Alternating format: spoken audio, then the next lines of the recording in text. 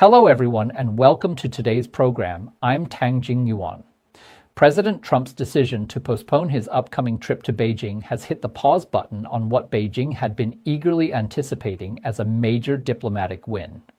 The atmosphere in Zhongnanhai has turned decidedly awkward. While it's Iran taking the hits, the real pain seems to be landing squarely in China's leadership compound. Analysts cut straight to the point. This is Trump playing a much bigger game.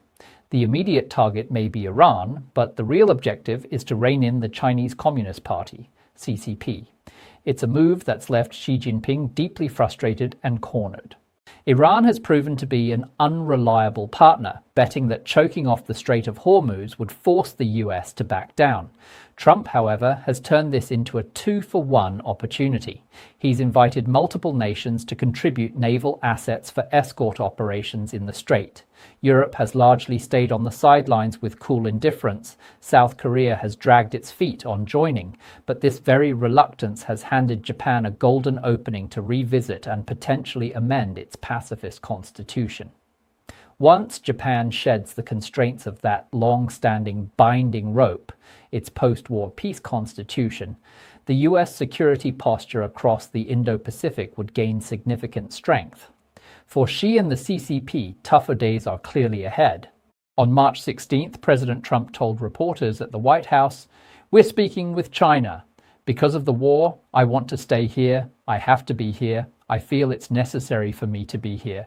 So we've requested to postpone the summit by about a month." US Treasury Secretary Scott Bessent clarified, "We'll see if this visit happens on schedule. But let's correct one false narrative. Any postponement isn't because President Trump is demanding that China help secure the Strait of Hormuz. That's simply not true."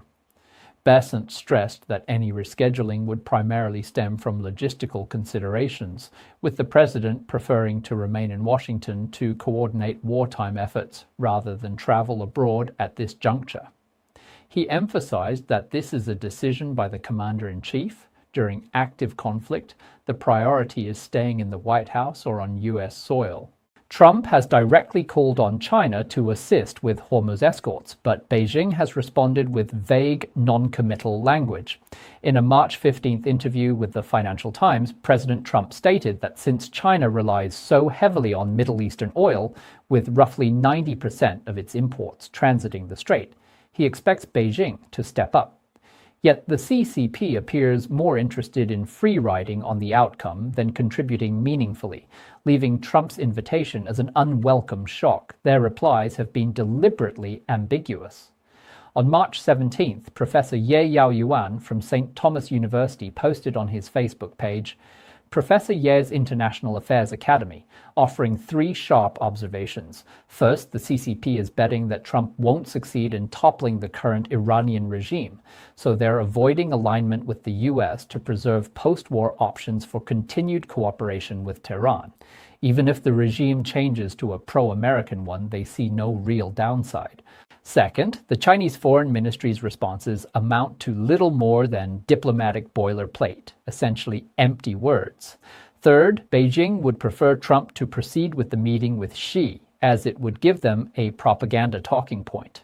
In reality, there's virtually no substantive consensus between the two sides, making the summit largely symbolic. A way to signal to the world that the great powers are still talking. Win or lose on whether it happens, the CCP will spin it as their victory anyway. Professor Ye wryly called this the ultimate RQ mentality. Political commentator Zhou Xiaohui noted an intriguing coincidence. Shortly after Trump singled out China, Iran's foreign minister declared on March 15th that the Strait of Hormuz remains open to all, but excludes US and allied vessels. This conveniently took pressure off Beijing. Given the tight timing, Zhou suspects back-channel dealings between the CCP and Iran. The relationship between the two is clearly deeper than meets the eye. Trump then doubled down. Amid high-level US-China talks in Paris, he publicly leveraged the postponement as additional pressure.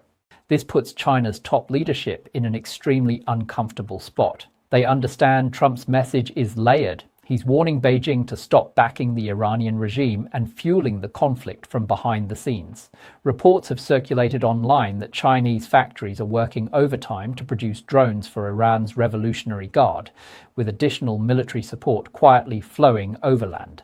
None of this escapes US Space Force monitoring or intelligence. CCP elites are reportedly stunned and fearful of Trump's demonstrated resolve and capability. But let's not forget, the CCP is the senior partner to Iran's theocratic regime when it comes to authoritarian evil, arguably even more ruthless. To protect its own survival and prevent exposure of its support for Iran, Hamas, and other terror proxies, Beijing is unlikely to abandon Tehran outright, yet it can't afford overt escalation that might provoke Trump further. If the visit is delayed, it delivers a serious political blow to a leadership already grappling with domestic unrest, questions of loyalty within the party and military, and a desperate need for external diplomatic wins to bolster internal legitimacy.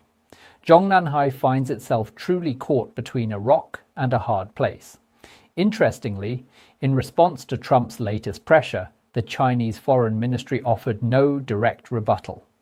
At the March 16th press briefing, the line was simply, both sides are maintaining communication on President Trump's visit to China. Communication signals uncertainty. What exactly will Beijing have to concede to satisfy Trump and keep the trip on track? Knowing Trump's straightforward style, we likely won't have to wait long for clarity. With Trump staying put in the White House to direct operations against Iran, the world is watching developments intently. On March 16th, economist Wu Jialong analyzed on Facebook how long the Iran conflict might last. The key, he argued, lies in clarifying America's strategic objectives.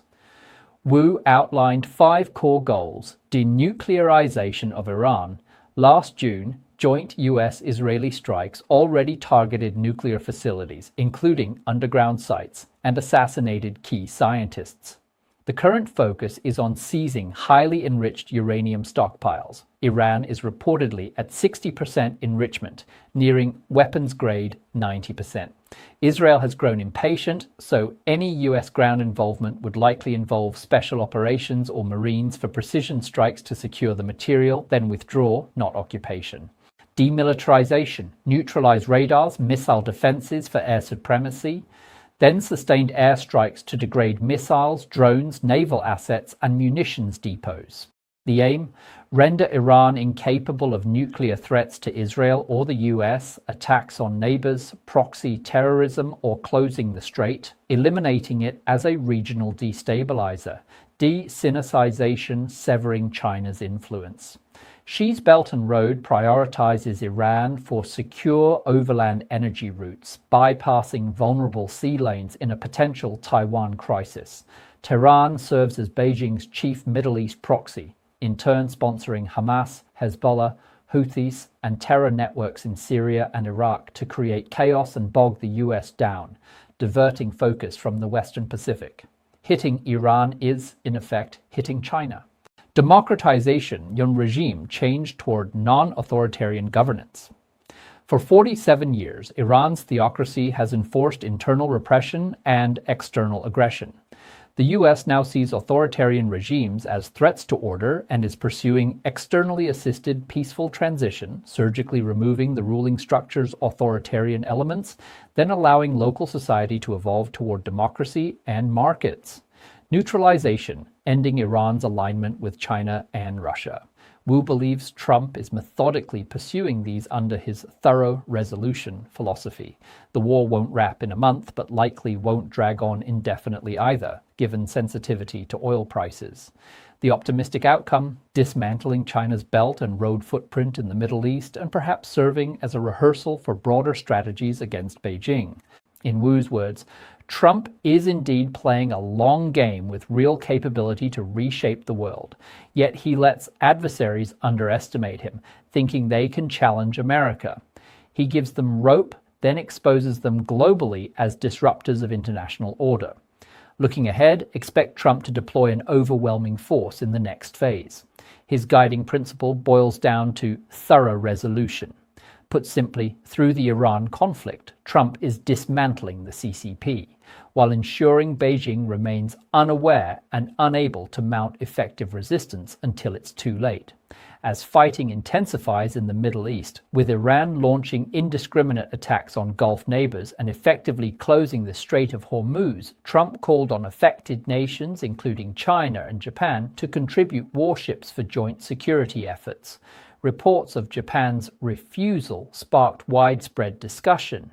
However, late on March 16, the Prime Minister's office posted on X, citing Chief Cabinet Secretary Kihara Minoru's earlier press remarks to clarify, no formal U.S. request for Japanese vessels has been made. Media interpretations claiming a flat refusal misrepresent Tokyo's position. Japan remains bound by its peace constitution, which prohibits overseas use of force, metaphorically, a dragon-binding rope. Prime Minister Takaichi Sanae noted that post-conflict minesweeping in the strait could be permissible, as in 1991 after the Gulf War, but active combat participation would violate the constitution unless Japan's survival is directly threatened. This week, Takaichi is set for her first official White House visit, where Trump will likely discuss Iran, tanker security, and possibly Japan's constitutional constraints. While Iran's blockade harms everyone, it ironically offers Japan the perfect pretext to loosen those restraints and normalize its defense posture.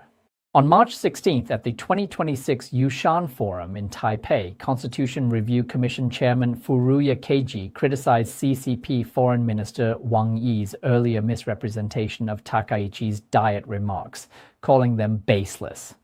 Furuya, a veteran LDP figure and longtime Taiwan friend, stressed Japan has no reason to concede. He emphasized preventing a Taiwan contingency through cooperation with like-minded democracies upholding freedom, human rights, and rule of law. Japan seeks a proactive foreign policy to safeguard Taiwan's democracy and cross-strait peace. He even proposed cultural exchanges among the military bands of Japan's self-defense forces, the U.S., and Taiwan, purely non-political, beyond CCP interference, as a symbol of peace. In the context of Trump's Hormuz invitation, Furuya's remarks in Taipei hint at his hope for constitutional progress.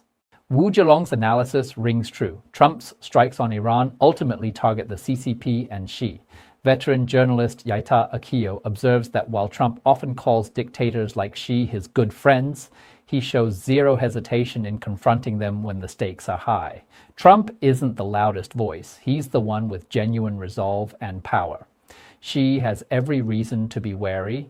Iran's theocracy is largely spent, yet in its death throes, it disrupts the world by closing Hormuz, a gift to Trump. It lets him test true allies versus free riders versus shadowy adversaries. For Japan, it's a rare chance to untie the constitutional knot, normalize and bolster U.S. Indo-Pacific strategy. Great news for Washington, but a nightmare for Xi and the CCP. Feel free to share your thoughts in the comments. Don't forget to like, subscribe, and follow for more in-depth analysis. See you next time.